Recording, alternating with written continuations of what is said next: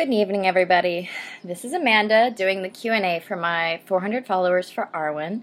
I'm going to warn you guys I might have to blow my nose or drink my cherry juice through this because I just finished dinner and I put way too much red pepper flakes in my zucchini noodles, so these things may have to happen. Oh, and as a shout out for the people who were on Steve's videos yesterday, yes, I totally ate chicken with this again too, because my infamous chicken lives on.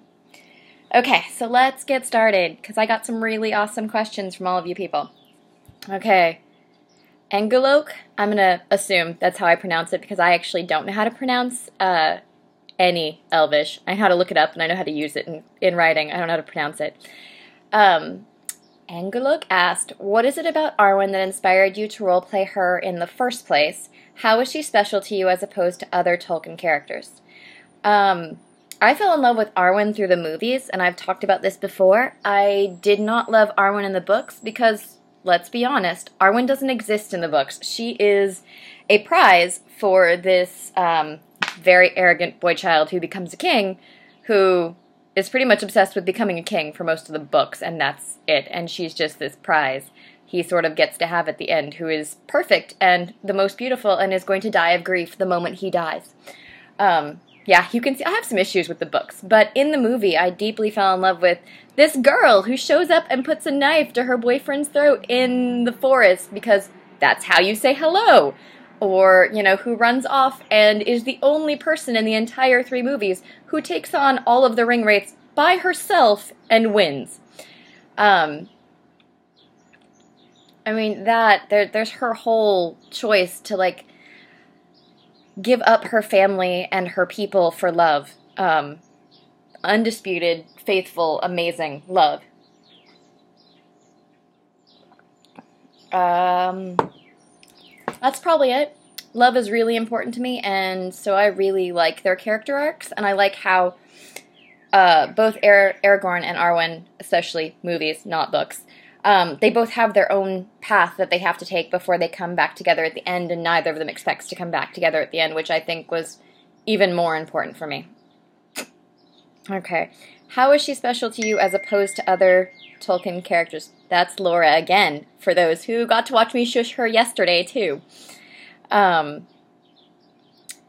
is she special to you as opposed to other Tolkien characters? I have a big obsession with immortal characters and people who are massively outwardly pretty, but that it doesn't affect who they are or their characterization. It's just an effect on how people view them and how people treat them. And I love playing with that dichotomy of the character who is very pretty but who is not arrogant at all about it. I mean, I seriously played with that for Edward Cullen. I do that for Steve McGarrett all the time. I do it with Marion. I do it with Arwen. I don't know. I guess I have a thing for that. So super pretty, immortal, powerful, very faithful, very idealistic, refuses to give up on hope. Yeah, I was massively seduced by her. I've talked about it before. There are certain other characters I would play, but they are like the only ones. Like, I would love to play Frodo, but I think I would break my heart every day, because he is the tragic hero who is completely innocent and then completely broken by the path that he takes that no one tells him how bad it's going to be. They just let him go do this and discover what it is. Same with Sam. I love Sam, once again. Love, you know, irrepressible faith that will do anything in the face of darkness for that person that they love and believe in.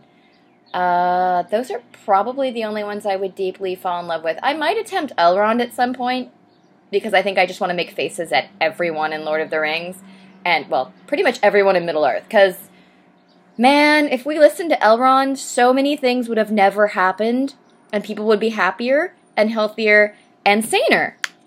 So, I would try all 3 of those, but I still think Arwen would be my favorite, just because of so much of what goes into her character arc. Okay, next question. Anonymous, what sorts of threads are your favorite for playing Arwen? Angsty, hurt, comfort, fluffy, or adventure? This is going to sound like a cop-out, but it's really not, and I swear if you went and asked Laura, she would explain the same thing to you. I love all of these. I love every bit that you can get into a character, every part of their life. I totally want to write angsty things where, like, Arwen is falling in love at the very beginning and she has no idea what the hell to do with this because it changes her entire life path in front of her. It shortens her life entirely. It changes the fact that she's going to see her mother. I like playing with the idea of how she has to handle that when it's vaguely not public knowledge while these first, like, 30 years are going on. And, you know, Aragorn has to go do this quest to even deserve her in her father's eyes, and he's not doing it. He's just gonna, like, hang out in the forest and not deal with that massive load of crap that's all his bloodline. Which, you know, I got you there, Aragorn. That is a crazy mountain to be lifting, and, you know, even the promise of your girl is kind of hard to go in the face of, like, thousands of years of darkness and evil, and the idea that basically you're walking into the crashdown, which is, you know, why he gets this task. Hurt, Comfort, Fluffy. I am in love with both of my Aragorn threads and my Celebrian threads and Twins threads would have to do with Hurt, Comfort, Fluffy, that have to do with her coming home, that have to do with her being injured, that have to deal with her dealing with someone who is injured and taking care of them, which also the Star threads fall into too. Adventure. I love anything where she goes out and she's doing stuff, and she's on adventures, and she has to end up fighting orcs, and I love all of it. I could write everything and it would make me happy. I probably still won't write smut for Arwen, even though it happens on, like, every other one, but that has to do with her race more than me. I love everything. I love every single thing that could be written for a character's life. I want all of them. I switch like mad, and I want to write different things at different times and different characters at different times, but I literally want to write everything. If you have an idea and you want to write a thing, seriously, drop me a line. I'm probably going to say yes. If I don't say yes now, I'll say yes now and we'll start it, and then I'll come back in 6 months and I'll be like, I am so madly in love with this thing, we need to write it now. And I do that. You can ask Laura. We have something like 7 or 8 different threads running for Steve and Danny all the time that we're usually only working on 2 of, and then we just bounce between them. Okay, so a little bit less than 3 minutes for this one. Next anonymous question. Okay, for real though, how do you keep your Arwen so in character? This question is super hard for me, and I was actually discussing this with Laura. I don't even know how to explain this without, like, trying to sound like I have multiple personality disorder. I don't think about writing my characters. I don't think about how I would react in these situations. I basically write down what they tell me to write down, which sounds really creepy and weird, and I hope that makes sense without sounding crazy. But when an event happens, I don't think about how I would react. I don't think about the mistakes they're making. Well, I do. I think about the mistakes they're making as they're making them, but I don't stop them because they fit into their characterization.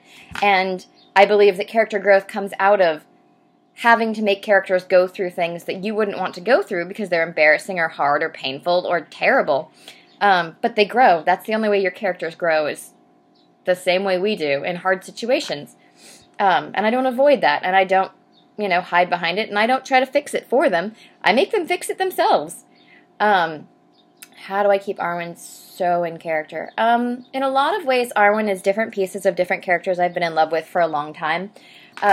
In Arwen, I get to play with Jean's Immortal Phoenix. I get to write more poetry in character than I've ever gotten to write before, which is really awesome. There's a lot more immortality and removal, high courtly ideals without the jadedness that Marion has. None of the family issues that any of my characters have ever had. None of the rejection, none of the abandonment. Because even Celebrian doesn't choose to abandon her children because she just needs to abandon her children. She chooses it because she needs to heal.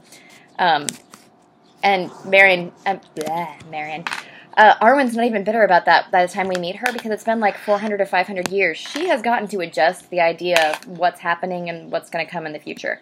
I don't know. I don't think about Arwen. I just write. I just let her have her life and the things that she's in love with and the things that she's massively devoted to because she has so many centuries of history.